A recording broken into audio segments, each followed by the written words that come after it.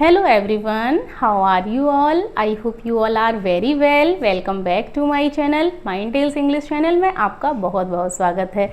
Students, as you know that हमारा noun का topic चल रहा है और नाउन के टॉपिक में आज बहुत ही इंटरेस्टिंग टॉपिक लेकर आई हूँ, नाउन ऑफ केस। केस पढ़ेंगे आज हम और इसको बहुत इजी वे में पढ़ेंगे। स्टूडेंट जो इसमें पजल रहते हैं ना कि ये क्या है, इतना कॉम्प्लिकेटेड बना देते हैं, बट आज हम इसको बहुत ही इजी वे में पढ़ेंगे। बहुत ही इंटरेस्टिंग वीडियो रहेगा, बने रहिए इस वीडियो में। Then without wasting time let's start noun and the case. आज हम केस पढ़ेंगे। केस मीन्स क्या होता है? केस मीन्स होता है कारक। चलिए अब समझते हैं कि ये होता क्या है।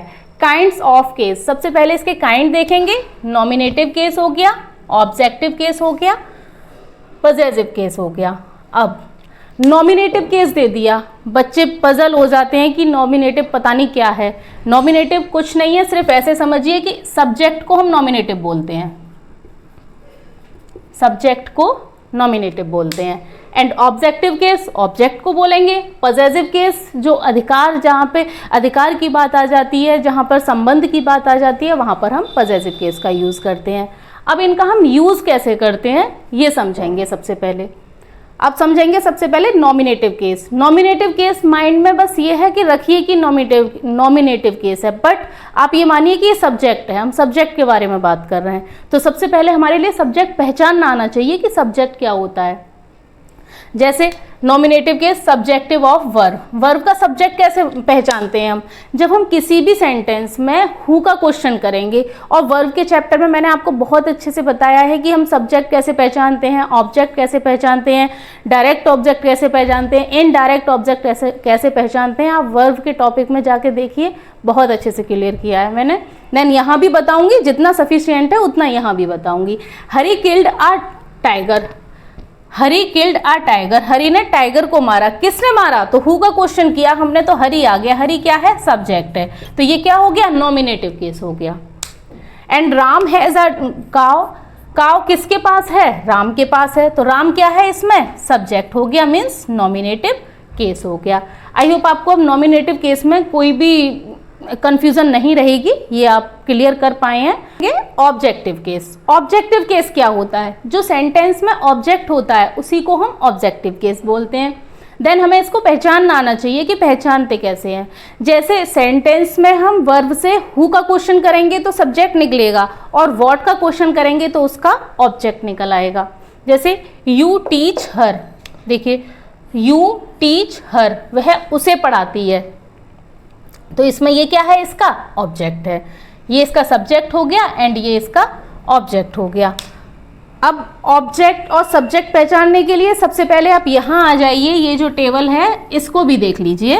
ही का ऑब्जेक्ट होता है हिम, शी का होता है हर, दे का होता है देम, वी का होता है अस, आई का होता है मी, यू का यू रहता है एंड इट का इट रहता है। ये आप लर्न कर लीजिए और लर्न भी होंगे आपको कि जैसे ही का है, ही का हम ऑब्जेक्ट बनाते हैं तो हिम हो जाता है। शी का ऑब्जेक्ट बनाएंगे हर हो जाएगा, दे का देम हो जाएगा, वी का अस हो जाएगा, आई का मी हो जाएगा, यू का यू रहेगा, इट का इट रहता है। एंड जो नाम होते हैं मीन्स जैसे हरी हो गया, अब हरी का ऑब्जेक्ट भी हम बनाएंगे तो हरी ही रहेगा। राम है, राम का ऑब्जेक्ट बनाएंगे तो राम ही रहेगा, इसे चेंज नहीं करते। बट जो प्रोनाउन होते हैं वो चेंज हो जाते हैं। ये सब प्रोनाउन है, ये चेंज हो जाते हैं। देन अभी आपको ये समझ आया है कि सब्जेक्ट कौन सा होता है एंड ऑब्जेक्ट कौन सा होता है। अब देखेंगे subject of a verb. Object भी टू टाइप्स के होते हैं, एक तो प्रीपोजिशन का ऑब्जेक्ट होता है एंड एक होता है वर्ब का ऑब्जेक्ट। ये मैंने प्रीवियस वीडियोस में भी कई बार आपको बताया है कि ऑब्जेक्ट वर्ब का अलग होता है एंड प्रीपोजिशन का अलग होता है। बार बार इसलिए बता रही हूँ कि आपके माइंड में एकदम से फिट हो जाएगा कि ये ऑब्जेक्ट होते हैं, अलग अलग होते हैं। प्रीपोजिशन का अलग रहेगा एंड वर्ब का अलग रहेगा। और कैसे अलग रहेगा देखते हैं। सी बोट आ बुक, उसने क्या खरीदा? बुक खरीदी। व्हाट का क्वेश्चन आ रहा है, ये क्या है? ऑब्जेक्ट हो गया। शी कॉट अ थीफ, उसने किसको पकड़ा? क्या पकड़ा? मीन्स एक चोर, तो ये क्या है? यहाँ पे ऑब्जेक्ट हो गया। देन अब ये तो हमने वर्ब से क्वेश्चन किया है, ये वर्ब का ऑब्जेक्ट है। बट अगर किसी सेंटेंस में प्रीपोजिशन आ जाती है तो वो प्रीपोजिशन का ऑब्जेक्ट हो जाता है। अगर किसी सेंटेंस में यहीं पर अगर प्रीपोजिशन आ जाती तो वो प्रीपोजिशन का ऑब्जेक्ट हो जाता, बट ये किसका है, ये वर्ब का है। अभी प्रीपोजिशन का भी बताऊंगी, उससे पहले बता देती हूँ डायरेक्ट और इनडायरेक्ट ऑब्जेक्ट। अब किसी किसी सेंटेंस में क्या होता है कि दो दो ऑब्जेक्ट भी होते हैं, तो फिर उसके भी नाम दिए होते हैं कि ये डायरेक्ट ऑब्जेक्ट है एंड ये इनडायरेक्ट ऑब्जेक्ट है। जैसे, और ये वर्ब के चैप्टर में भी मैंने बहुत अच्छे से समझाया है डायरेक्ट और इनडायरेक्ट ऑब्जेक्ट, बट यहाँ पे भी थोड़ा सा बता देती हूँ। हरी गेव मी आ पेन। देखिए जो लिविंग थिंग होती है, जहाँ पे लिविंग थिंग आएगी वो तो इनडायरेक्ट ऑब्जेक्ट होता है, इनडायरेक्ट ऑब्जेक्ट, ये पहचान होती है। एंड जो नॉन लिविंग थिंग आएंगी वो डायरेक्ट ऑब्जेक्ट होता है। अब इस सेंटेंस में अगर ये पूछा जाए हरी गेव मी, हरी ने मुझे दिया, क्या दिया, एक पेन, तो ये आ पेन क्या हो गया, आ पेन तो डायरेक्ट ऑब्जेक्ट है और मी क्या है, मी लिविंग थिंग हो गया। किसी मुझे दिया लिविंग थिंग है तो ये क्या हो गया, indirect object. She told me a story, उसने मुझे सुनाई क्या, एक स्टोरी, तो ये क्या है, ये डायरेक्ट ऑब्जेक्ट है आ स्टोरी, और ये मी है इनडायरेक्ट ऑब्जेक्ट। आई होप आपको डायरेक्ट और इनडायरेक्ट ऑब्जेक्ट क्लियर हुए हैं, और नहीं क्लियर हुए हैं तो आप मेरा वर्ब वाला चैप्टर देखिए, वर्ब के वीडियो में मैंने बहुत अच्छे से क्लियर कराया है, उसे देखेंगे डेफिनेटली आपको समझ आएगा। देन अब देखते हैं प्रीपोजिशन का ऑब्जेक्ट। अब प्रीपोजिशन का ऑब्जेक्ट कौन सा होता है समझेंगे। My book is on the table. अब हम इसमें कैसे पहचानेंगे कि ये प्रीपोजिशन का ऑब्जेक्ट है या वर्ब का ऑब्जेक्ट है।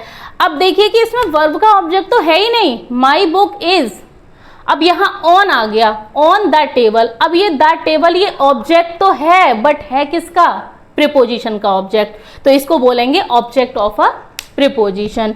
अब आप ऐसे ज़्यादा पजल मत होइए, आप ऐसे समझिए कि सेंटेंस दिया हुआ है, जैसे ये है सेंटेंस, सी बोट आ बुक। अब इसमें कोई भी बीच में प्रीपोजिशन नहीं है, प्रीपोजिशन नहीं है तो ये वर्ब का ऑब्जेक्ट है, और जिस सेंटेंस में प्रीपोजिशन आ जाएगी तो वो उस वर्ब का ऑब्जेक्ट ना होके वो प्रीपोजिशन का ऑब्जेक्ट हो जाएगा। जैसे he is playing in the room, अब यहाँ इन आ गया, इन क्या होता है, प्रेपो, एंड इसके बाद क्या है, द रूम, और द रूम क्या हो गया, प्रीपोजिशन का ऑब्जेक्ट हो गया। आई होप आपको अब ये क्लियर हुआ है। अब देखते हैं कॉम्प्लीमेंट, कॉम्प्लीमेंट ऑफ वर्ब। अब हर सेंटेंस में जो दे दिया कि वर्ब के बाद जो आने वाला है वो ऑब्जेक्ट है, हर एक वर्ड ऑब्जेक्ट नहीं होता है, कॉम्प्लीमेंट भी होता है, उसको हम ऑब्जेक्ट नहीं बोलेंगे, उसको क्या बोलेंगे, कॉम्प्लीमेंट बोलेंगे। जैसे रमेश इज अ टीचर। अब देखिए इसमें कैसे पहचानेंगे कि इसमें सब्जेक्ट क्या है, ऑब्जेक्ट क्या है। वर्ब से पहले आ रहा है तो ये तो हो गया सब्जेक्ट, और वर्ब के बाद वाला अ टीचर, क्या ये ऑब्जेक्ट है, नहीं है ऑब्जेक्ट। क्यों नहीं है ऑब्जेक्ट, वो इसलिए ऑब्जेक्ट नहीं है क्योंकि जो रमेश है, रमेश के ही बारे में बात हो रही है, टीचर कौन है, रमेश है, तो ये क्या है, ये कॉम्प्लीमेंट है, इस वर्ब का ये कॉम्प्लीमेंट है, मीन्स ये पूरक है। कॉम्प्लीमेंट मीन्स होता है पूरक, ये सेंटेंस को पूरा कर रहा है कि रमेश क्या है, रमेश इज। अगर हम इतना बोलेंगे रमेश इज तो कोई सेंस नहीं, रमेश है, अब हमें नहीं पता क्या है, लेकिन आगे बोल दिया अ टीचर, तो रमेश क्या है, एक टीचर है, तो ये टीचर है, टीचर किसकी बात, रमेश की बात तो हो रही है, टीचर कौन है, रमेश है। आई होप आपको ये क्लियर हुआ है कि ये ऑब्जेक्ट नहीं है, ये क्या है, कॉम्प्लीमेंट है। सी लुक्स हैप्पी। अब देखिए यहाँ पे लिखा हुआ है सी लुक्स हैप्पी, सी लुक्स हैप्पी। अब यहाँ पे इसे देखिए, ये क्या ऑब्जेक्ट है, कैसे पहचानेंगे, सी लुक्स वह दिखती है, हैप्पी, अब किसके बारे में बात हो रही है, सब्जेक्ट के बारे में ही तो बात हो रही है ना। जहाँ सब्जेक्ट के बारे में बात होगी तो वो उसका कॉम्प्लीमेंट होगा, वो उसका ऑब्जेक्ट नहीं होगा। अब यही चीज क्लियर करने के लिए यहाँ बताती हूँ, जैसे सी बोट आ बुक। अब इसमें सी बोट, उसने खरीदी आ बुक, क्या सब्जेक्ट के बारे में बात हुई बुक की, नहीं हुई, ये एकदम अलग है, उसने खरीदी है, कुछ भी इसका सब्जेक्ट से रिलेशन नहीं है, सब्जेक्ट ने तो वो बुक खरीदी है, बट यहाँ पर पूरा जो रिलेशन है वो सब्जेक्ट से ही है। Ramesh is a teacher, Ramesh teacher है, बट यहाँ पर है सी बोट आ बुक, उसने बुक खरीदी, तो बुक तो इसमें ऑब्जेक्ट हो गया, बट जो टीचर है इसमें कॉम्प्लीमेंट हो गया। आई होप आपको अब ये कॉम्प्लीमेंट भी क्लियर हुआ होगा, और nominative case and objective case clear हुआ है। आप इसका स्क्रीनशॉट ले लीजिए, फिर हम पजेसिव केस पढ़ते हैं।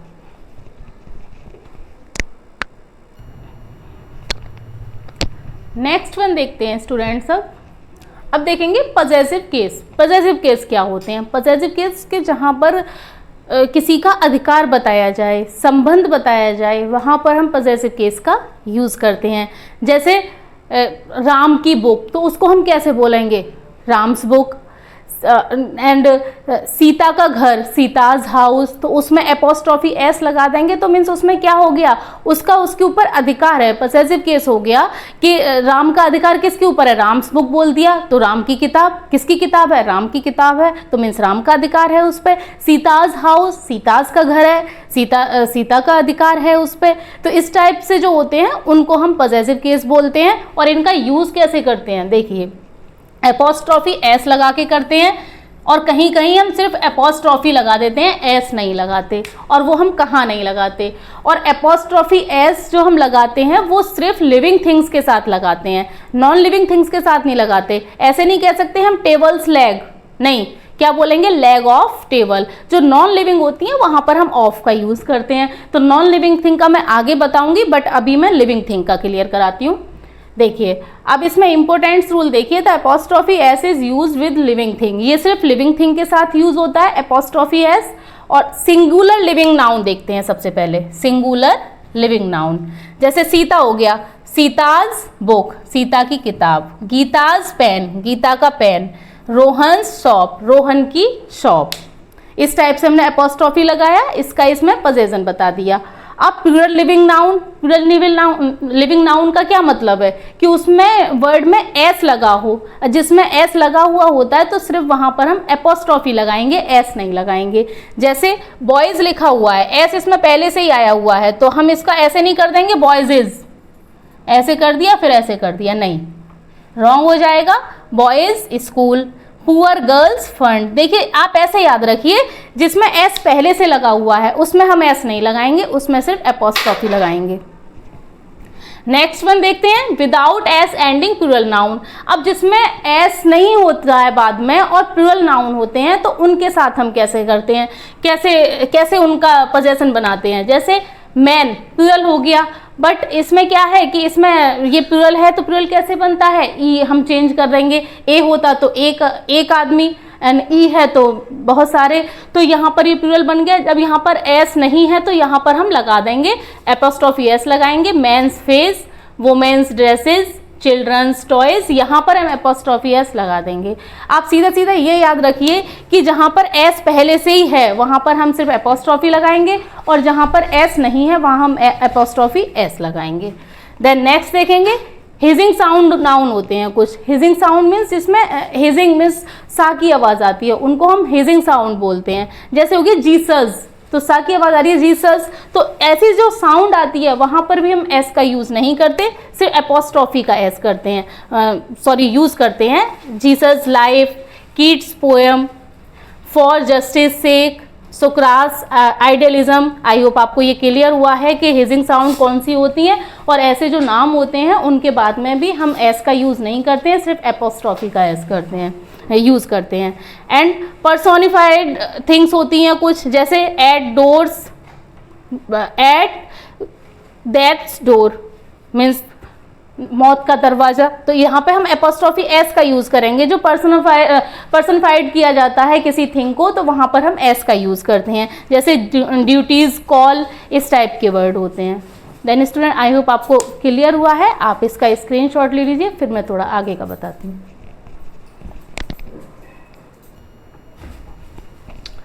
नेक्स्ट वन देखते हैं, अब नेक्स्ट वन देखेंगे सिंगुलर टाइम एक्सप्रेसिंग वर्ड। इसका क्या मतलब है, सिंगुलर टाइम, जो सिंगुलर टाइम को एक्सप्रेस करते हैं उन वर्ड के साथ भी हम एपोस्ट्रॉफी एस का यूज़ करते हैं। कैसे करेंगे, जैसे आ वीक्स हॉलीडे, तो ये पूरा सिंगुलर टाइम है, ए है तो एक हफ्ते की छुट्टी, तो यहाँ पर वीक लिखा और फिर उसके बाद एपोस्ट्रॉफी एस लगा दिया। एंड आ डेज जर्नी, एक दिन की यात्रा, तो ये क्या हो गया, ये क्या एक्सप्रेस कर रहा है, ये वन टाइम एक्सप्रेस कर रहा है, मीन सिंगुलर टाइम एक्सप्रेस कर रहा है कि आ डेज जर्नी, एक दिन की जर्नी, आ वीक्स हॉलीडे, एक हफ्ते की छुट्टी, तो यहाँ पर हम एपोस्ट्रॉफी एस का यूज़ करेंगे। क्लियर। नेक्स्ट वन देखेंगे, प्लूरल टाइम एक्सप्रेसिंग वर्ड्स। अब प्लूरल टाइम एक्सप्रेसिंग वर्ड कौन से होते हैं, जैसे 5 days लीव, 5 दिनों की छुट्टी, तो यहाँ पे 5 लिखा है हमने तो डेज आ गया। जब डेज लिखा हुआ है तो हम सिर्फ एपोस्ट्रॉफी का यूज़ करेंगे, एस का नहीं करेंगे। मैंने अभी बताया भी था कि जहाँ पर पहले से ही वर्ड में एस लगा हुआ है या फिर एस की साउंड आ रही है तो वहाँ पर हम एपोस्ट्रॉफी लगाते हैं, एस का यूज़ नहीं करते। वही चीज़ यहाँ है। 10 मिनट्स, देखिए मिनट्स लिखा हुआ है, एपोस्ट्रॉफी एस नहीं लगाएंगे, सिर्फ एपोस्ट्रॉफी लगाया। ब्रेक मीन्स 10 मिनट का ब्रेक। आई होप ये आपको अब क्लियर हुआ है। अब देखते हैं स्पेस एक्सप्रेसिंग वर्ड्स, जो स्पेस को एक्सप्रेस करते हैं। जैसे आ बोट्स लेंथ, एक बोट की बराबर length, and a needles point, एक निडल के बराबर का पॉइंट, तो वहाँ पर भी एपोस्ट्रॉफी एस का यूज़ करते हैं। Boat's length, needle's point, and singular unit of weight और मनी, सिंगुलर यूनिट जो होती है वेट और मनी की, वहाँ पर भी हम एपोस्ट्रॉफी एस का यूज़ करते हैं। जैसे आ टन्स वेट, आ रुपीज़ वर्थ, तो यहाँ पर देखिए टन लिखा हुआ है, एपोस्ट्रॉफी एस लगा दिया, रुपी लिखा हुआ है, एपोस्ट्रॉफी एस लगा दिया। लेकिन यहीं पे अगर प्लूरल यूनिट आ जाएगी तो वहाँ पर हम सिर्फ एपोस्ट्रॉफी का यूज़ करेंगे। जैसे 5 टन्स वेट, टन्स पहले से लिखा हुआ है, एपोस्ट्रॉफी लगाया है। $10 वर्थ, एस पहले से ही है और सिर्फ एपोस्ट्रॉफी लगाया है। आई होप आपको ये अब क्लियर हुआ है।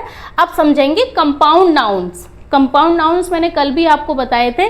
अब देखते हैं कि कंपाउंड नाउन्स में हम एपोस्ट्रॉफी एस का यूज़ कैसे करते हैं। लास्ट वीडियो में हमने पढ़ा था कि कंपाउंड नाउन का सिंगुलर से प्लूरल कैसे बनाते हैं, बट इसमें पढ़ेंगे कि हम एपोस्ट्रॉफी का यूज़ कहाँ करते हैं। जैसे ब्रदर इन लॉ है, ब्रदर इन लॉ, अगर हम इसका प्लूरल बनाएंगे तो ब्रदर्स कर देंगे, मेन वर्ड होता है उसमें एस लगा देते हैं। बट यहाँ पर क्या है, यहाँ पर हम पजेशन दिखाएंगे, पजेशन शो करना है तो यहाँ पर हम लॉज है उसके बाद मीन्स लास्ट में एस लगाएंगे। Brother in law's job means brother in law की job. Father in law's health, father in law की हेल्थ। आई होप ये क्लियर हुआ है। और यहाँ स्टूडेंट्स बहुत पजल होते हैं, वो सिंगुलर प्लूरल में डिफरेंस ना समझ के वो क्या करते हैं कि वो यहाँ पर ही लगा देंगे, या तो प्लूरल बनाएंगे तो यहाँ पर एस लगा देंगे, लेकिन वो गलत रहेगा। प्लूरल बनेगा तो मेन वर्ड में लगाएंगे एस, एंड पजेशन दिखाना है तो एपोस्ट्रॉफी एस लास्ट में लगेगा। आई होप आपको कंपाउंड नाउन का भी ये क्लियर हुआ है। अब कुछ नाउन ऐसे होते हैं, प्रोनाउन, जैसे everybody, somebody, nobody, anybody, everyone, someone, known, तो ये इस टाइप के जो प्रोनाउन आते हैं तो उनके बाद में हम एपोस्ट्रॉफी एस का यूज़ करते हैं। फॉर एग्जाम्पल समबडीज पेन, किसी का पेन। एवरीबडीज प्रॉब्लम, हर किसी की प्रॉब्लम, तो यहाँ पर हम एपोस्ट्रॉफी एस का यूज़ करेंगे। अब इनके साथ अगर एल्स लिखा हुआ आ रहा है तो फिर एल्स के बाद एपोस्ट्रॉफी एस का यूज़ करते हैं। जैसे एवरीबडी हो गया, समबडी, एनीबडी, तो इसके साथ अगर एल्स लिखा हुआ है तो हम एपोस्ट्रॉफी एस का यूज़ करेंगे। जैसे nobody else advise, somebody else performance. आप ऐसे याद रखेंगे, अगर ये वर्ड अकेले हैं तो इनके बाद एपोस्ट्रॉफी एस का यूज़ कर देंगे, अगर इनके साथ एल्स आया हुआ है तो एल्स के बाद एपोस्ट्रॉफी एस का यूज़ होगा। देन नेक्स्ट वन देखेंगे, वर्ड होते हैं ईच अदर हो गया, वन एंड अदर हो गया, तो इनके बाद भी हम एपोस्ट्रॉफी एस का यूज़ करते हैं। जैसे ईच अदर्स आइडिया। आई होप आपको अब ये क्लियर हुआ है। आप इसका स्क्रीनशॉट ले लीजिए। नेक्स्ट वन देखेंगे स्टूडेंट्स, नेक्स्ट वन देखेंगे जॉइंट पोजेशन। अब जॉइंट पोजेशन का क्या मतलब है, मीन्स एक ही चीज़ है और वो दो लोगों की है, तो वहाँ पर हम कैसे एपोस्ट्रॉफी एस का यूज़ करेंगे। जैसे राधा एंड रीनाज हाउस, अगर यहाँ पर एपोस्ट्रॉफी एस लगा हुआ है तो इसका मतलब है कि राधा और रीना का घर एक ही है। देन राधा एंड रीनाज हाउस, अगर यहाँ पर हम यहाँ भी राधा के साथ भी अगर हम एपोस्ट्रॉफी लगा देंगे तो क्वेश्चन रॉन्ग हो जाएगा, क्योंकि फिर वहाँ पर रहेगा कि ये अलग अलग घर है, रीना का अलग है एंड राधा का अलग है। देन सेपरेट पोजीशन, सेपरेट, जैसे राम्स एंड रोहन्स हाउस। अब यहाँ है देखिए राम्स एंड रोहन्स हाउस, यहाँ राम का अलग है एंड रोहन का अलग है। यहाँ पर ये शो कर रहा है कि यहाँ पे दो घर हैं, राम का अलग है एंड रोहन का अलग है, बट यहाँ पर जब हम एक ही जगह एपोस्ट्रॉफी एस लगाएंगे तो ये शो करेगा कि राधा और रीना का घर एक ही है। आई होप दोनों में आपको क्लियर हुआ है। देन नेक्स्ट वन देखेंगे नॉन लिविंग थिंग। अब देखते हैं नॉन लिविंग थिंग्स का। नॉन लिविंग थिंग्स के साथ हम एपोस्ट्रॉफी एस का यूज़ नहीं करते हैं, उसका पोजीशन दिखाने के लिए हम यूज़ करते हैं ऑफ का। कैसे करेंगे, जैसे टेबल ऑफ लेग, यहाँ पे टेबल ऑफ लैग नहीं होगा, लैग ऑफ टेबल होगा।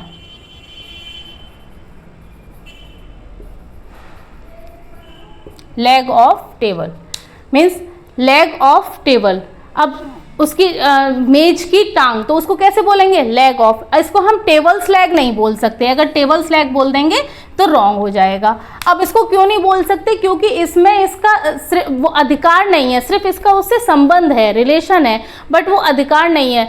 जो नॉन लिविंग थिंग्स होती हैं, अब जैसे ये पेन है, अगर इस पेन का कैप है वो निकल जाए, इस पेन का कैप है, इसका इसके साथ संबंध तो है, बट अगर ये अलग हो जाएगा तो ये अपना उस पर अधिकार कैसे दिखाएगा? नहीं दिखा पाएगा। अधिकार दिखाने का सेंस है कि वो नहीं लेने जाएगा कि मेरा कैप कहाँ चला गया, मैं अपना कैप लेकर आऊँ। बट वहीं अगर लिविंग थिंग होगी कि जैसे राम्स बुक, अगर राम्स की बुक कहीं होगी तो राम ज़रूर ढूंढने जाएगा कि मेरी बुक कहाँ है। अगर पेन का कैप कहीं गिर जाएगा तो पेन ढूंढने नहीं जाएगा। तो उसका संबंध तो है बट वो अधिकार नहीं दिखा पाता है, और नॉन लिविंग थिंग में वो अपना अधिकार दिखा लेता है। बस यही डिफरेंस है इसमें। अब जैसे रेड कलर ऑफ चेयर, तो इसको रेड कलर्स चेयर नहीं बोल सकते हैं, रेड कलर ऑफ चेयर बोलेंगे। आई होप आपको ये नॉन लिविंग थिंग्स का भी कंसेप्ट क्लियर हुआ है। अब नेक्स्ट वन देखते हैं, ये बहुत इंपॉर्टेंट है और क्वेश्चन भी बहुत यहीं से बनते हैं। अभी तक जो हम पढ़ रहे थे वो बेसिक था, बट अब जो पढ़ रहे हैं ये एडवांस लेवल का है और क्वेश्चन भी यहीं से बनते हैं। जैसे न्यूमरल नाउन होते हैं, न्यूमरल नाउन मीन्स 100 हो गया, 1000 हो गया, million, billion, trillion, dozen, score etcetera. ये सब जो वर्ड होते हैं, ये इनके साथ हम एस का यूज़ कहाँ करते हैं? देखिए, जैसे सिंगुलर है तो सिंगुलर के साथ हम आ और वन का यूज़ करेंगे, कंपलसरी होता है। हम वैसे अपनी लैंग्वेज में बोल देते हैं कि आपके पास कितने रुपए हैं, कि 100 रुपीज़ हैं, तो वो वहाँ पे तो अंडरस्टूड है कि वहाँ पे बोल दिया कि 100 रुपीज़ हैं, बट ग्रामेटिकली ये गलत है। अगर 100 रुपीज़ हैं तो हमें 100 लिखना पड़ेगा, तभी वो ग्रामेटिकल करेक्ट होगा। एंड सिर्फ हम 100 लिख देंगे तो वो रॉन्ग हो जाएगा। ऐसे यहाँ है आ और वन का यूज़ करना ज़रूरी है। मिलियन हो, 100 हो, ट्रिलियन हो, डजन हो, आ लिखना ज़रूरी है। एंड प्लूरल में 2 हो गया। अब देखिए यहाँ पे 2 लिख दिया, 2, तो अब इसमें हम मिलियंस नहीं कर देंगे कि 2 मिलियन है तो मिलियंस कर दिया, मिलियंस नहीं करेंगे, यहीं पर 2 लिखेंगे, बट ये ऐसा का ऐसा ही रहेगा। मिलियंस कर दिया तो रॉन्ग हो जाएगा। एग्जामिनर क्या करता है, ऐसे ही चलाता है, यहाँ पे 2 मिलियंस लिख के दे देगा, और फ्लो में हम लोग पढ़ते चले जाते हैं कि नहीं सही लिखा है। बट यहीं हमें एरर फाइंड आउट करनी होती है कि कहीं 2 लिखा है तो उसने मिलियंस तो नहीं कर दिया है, कहीं 200 लिखा है तो हंड्रेड्स तो नहीं कर दिया है, वहाँ हम हंड्रेड्स नहीं करेंगे। ये कंसेप्ट होता है इसका सिंगुलर का और प्लूरल का। देन अब यहाँ देखेंगे, यहाँ का और इससे भी ज़्यादा मोस्ट इंपॉर्टेंट कंसेप्ट है कि अगर डेफिनेट नंबर, किसी जो न्यूमेरल नाउन होते हैं इनसे पहले कोई भी डेफिनेट नंबर लिखा दिया हुआ होता है, तब हम क्या करते हैं, तब हम ऑफ का यूज़ नहीं करेंगे।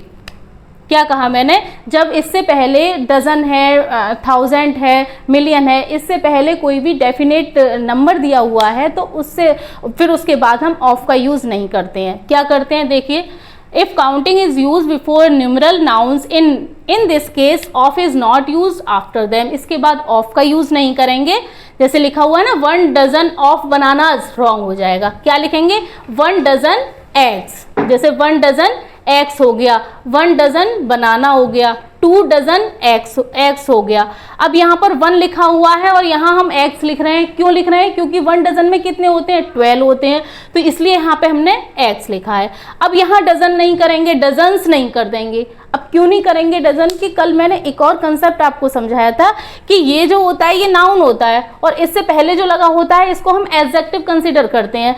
जो और सिंगुलर प्लूरल किसका बनता है, नाउन का बनता है, एडजेक्टिव का बनता नहीं है। तो आप इस टाइप से भी रिलेट कर सकते हैं कि हम जो एस लगाएंगे सिर्फ इसमें लगाएंगे, नाउन में, हम इसमें नहीं लगाएंगे। 1 डजन है तो डजन का डजन्स नहीं करेंगे, कहीं नहीं होता है। 2 डजन्स नहीं होगा, 3 डजन्स नहीं होगा, डजन रहेगा। यही सारा इन सब के साथ भी, जैसे 100 है, 1000 है, इन सब के साथ भी यही कंसेप्ट होता है। आई होप आपको ये वाला कंसेप्ट क्लियर हुआ है। अब नेक्स्ट वन देखेंगे कि डजन का डजन्स भी होता है, 100 का हंड्रेड्स भी होता है, बट वो होता कहाँ है, उसकी कंडीशन अलग होती है। उसकी कंडीशन जैसे कहाँ होगी कि जहाँ पे कोई भी डेफिनेट नंबर ना दिया हो। Definite number in the sense कि जैसे सपोज कि मैं किसी उस पर जाती हूँ, दुकान पर जाती हूँ, मुझे मार्कर खरीदना है, मैं मार्कर खरीदने जा रही हूँ और मैं उनसे बोल रही हूँ कि मुझे मार्कर चाहिए, तो वो मार्कर दे कि है या नहीं बता देंगे कि हाँ है। अब मैं उनसे बोलती हूँ कि कितने मार्कर हैं आपके पास, इस टाइप के मार्कर कितने हैं, तो वो बोलेंगे कि मेरे पास 100 मार्कर हैं, तो फिर तो वहाँ पे डेफिनेट नंबर हो गया, तो 100 मार्कर्स हो जाएगा। बट अगर वो ये कह देंगे कि मेरे पास इस टाइप के हज़ारों मार्कर हैं, मीन्स 100 मार्कर हैं मेरे पास, तो वहाँ पर हम एस का यूज़ करेंगे। कैसे करेंगे? जैसे डजन्स ऑफ बुक्स, मीन्स इसका मतलब है कि कम से कम मतलब 100 से ज़्यादा हमारे पास बुक्स हैं। डजन्स ऑफ बनानाज, दर्जनों बनानाज हैं। थाउजेंड्स ऑफ पेन्स, हज़ारों पेन है। इस टाइप से ये इस वाले कंसेप्ट में हम इसमें एस लगाते हैं। आप इतना याद रखेंगे कि इससे पहले अगर कोई भी डेफिनेट नंबर नहीं दिया है तो हम इसमें एस भी लगाएंगे और ऑफ के बाद जो नाउन लिखेंगे उसमें भी हम एस लगाएंगे, और ऑफ भी कंपलसरी है लगाना। अगर ऑफ नहीं लगाएंगे तो रॉन्ग हो जाएगा। और जहाँ पे डेफिनेट दे रखा है वहाँ पर हम ऑफ का यूज़ नहीं करेंगे, सीधा सीधा यही लिख देंगे कि 100 पेन्स, 200 पेन बुक्स, इस टाइप से लिखेंगे। आई होप आपको अब ये वाला कंसेप्ट क्लियर हुआ है और आप भूलेंगे भी नहीं इसको। सिर्फ इतना ही याद रखेंगे, अगर डेफिनेट नंबर नहीं है तो वहाँ पर हम 1000 में भी एस लगाएंगे एंड ऑफ के बाद जो नाउन दिया है उसमें भी एस लगाएंगे। और डेफिनेट नंबर है तो वहाँ पर हम एस नहीं लगाएंगे, एस सिर्फ हम उसके नाउन में लगाएंगे। जैसे यहाँ पे लगाया, एक्स लगा दिया। अब यहाँ होता 1 डजन, तो यहाँ से ऑफ हटा देंगे, 1 डजन बनानास, तो ये राइट है। ऑफ लगा हुआ है इसलिए ये रॉन्ग है। देन आई होप आपको अब क्लियर हुआ है। आप इसका स्क्रीनशॉट ले लीजिए।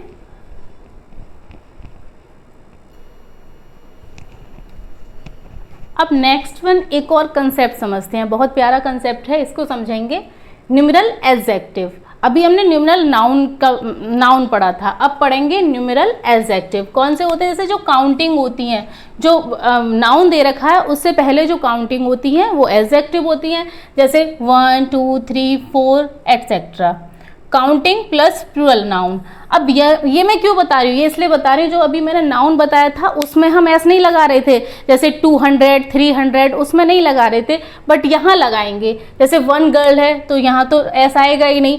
2 गर्ल लिखा हुआ है तो गर्ल्स लिखेंगे। 2 मैन, 5 ईयर्स, इस टाइप से जो नाउन आएगा इसके बाद उसमें हम एस लगाते हैं। बट जो ये जो होते हैं नाउन, ये 100 हो गया, 1000 हो गया, इसमें हम एस नहीं लगाते। आई होप आप इसे क्लियर कर पाए हैं। अब नेक्स्ट देखिए, बहुत अच्छा कंसेप्ट है कि if counting plus plural noun, this whole term is used as an adjective. In this case hyphen is used between them and the plural number noun must be in singular form. It means कि अगर हमारे पास counting दे रखी है और उसके बाद plural number दे रखा है तो उसको भी हम क्या करते हैं, अगर वो एज अ एडजेक्टिव दे रखा है, पूरा एक टर्म है और एडजेक्टिव का है, तो हम उसमें एस या एस नहीं लगाते हैं, उसको हम सिंगुलर ही बनाते हैं। जैसे इसको देखिए, ये इसका रूल होता है आ प्लस कोऑर्डिनल एडजेक्टिव हाइफन और प्लस सिंगुलर नाउन, और उसमें बीच में हाइफन लगा होता है। जैसे एग्जाम्पल से समझेंगे, ऐसे लिख के नहीं समझ आता है, एग्जाम्पल से समझेंगे। जैसे लिखा है आ नोट, तो सही है, एक नोट। आ 10 रुपी नोट, यहाँ पे हमने बोला है आ 10 रुपी नोट, तो यहाँ पर हम नोट का नोट्स नहीं करेंगे। क्यों नहीं करेंगे? क्योंकि यहाँ पे ए लिखा हुआ है, तो इसका मतलब है कि एक नोट है 10 रुपीज़ का, एक नोट है, तो यहाँ पर हम एस नहीं लगाएंगे। बट यहीं पर आ की जगह दे देंगे 2 10 रुपी नोट्स। अब यहाँ पर हम एस लगा देंगे। अब 10 की वजह से यहाँ हम रुपीज़ एस नहीं लगाएंगे, यहाँ एस नहीं लगाएंगे कि 10 लिखा हुआ है तो हम रुपीज़ कर देंगे, नहीं। उससे पहले हम देखेंगे 2 लिखा हुआ है, 10 रुपी नोट्स, तो अब इसमें जब यहाँ पर 2 है तो इसकी वजह से यहाँ पे नोट में एस लग जाएगा। आप ऐसे ही समझिए कि ये नाउन है और इससे पहले का एज अ एडजेक्टिव वर्क कर रहा है। जब एडजेक्टिव वर्क करेगा तो एडजेक्टिव में हम एस कैसे लगा देंगे? यहाँ पे 2 10 रुपी, यहाँ तक कोई भी एस नहीं लगेगा, इधर नाउन है ये नोट, इसमें लगेगा। आई होप आप क्लियर कर पाए हैं इसको। एक और एग्जाम्पल से समझ लेंगे। आ कमेटी, सही है, आ कमेटी, एक कमेटी। यहाँ लिखा हुआ है आ 4 मैन कमेटी, मीन्स जो कमेटी है उसमें मेंबर हैं, उसमें कितने मैन है? 4 मैन है, तो यहाँ पे मैन नहीं कर देंगे, ई नहीं लगा देंगे। और एग्जामिनर क्या करता है? ऐसे ही चलाता है, यहाँ पर ई लगा के दे देगा, बट यहाँ पर ए आएगा। आ 4 मैन कमेटी। यहाँ आ लिखा हुआ है इसलिए यहाँ कमेटी आएगा। बट अब यहाँ पे हो गया 2-4 मैन कमेटीज, तो यहाँ तो एक कमेटी की बात हो रही थी, बट यहाँ पर कितनी 2 कमेटी की बात हो रही है कि 4 मैन की 2 कमेटीज हैं। तो 2 की वजह से यहाँ पे कमेटीज हो जाएगा और यहाँ 4 और मैन ऐसे का ऐसा ही लिखा रहेगा जैसा लिखा हुआ है, मीन्स कि इसको हम प्लूरल नहीं बनाएंगे। आई होप आपको अब ये क्लियर हुआ है। स्टूडेंट्स, आज मैंने आपके लिए जो बताया है, केस पढ़ाए थे, आई होप आपको क्लियर हुए होंगे। देन इसी वीडियो में मैं आपको पढ़ाना चाह रही थी कि जेंडर भी मैं इसी में क्लियर कर दूं, बट वीडियो बहुत बड़ा हो रहा है, इसीलिए बड़े की वजह से मैं जेंडर का एक और वीडियो लेक्चर लेकर आऊँगी। वो ज़्यादा बड़ा नहीं होगा, छोटा सा ही होगा, बट दूसरे लेक्चर में पढ़ाऊँगी। देन ये वीडियो आपको कैसा लगा, जो मैंने केस पढ़ाए हैं आपको समझ आए नहीं आए, आप कॉमेंट करके ज़रूर बताइए। मिलते हैं नेक्स्ट वीडियो में। Thanks for watching this video.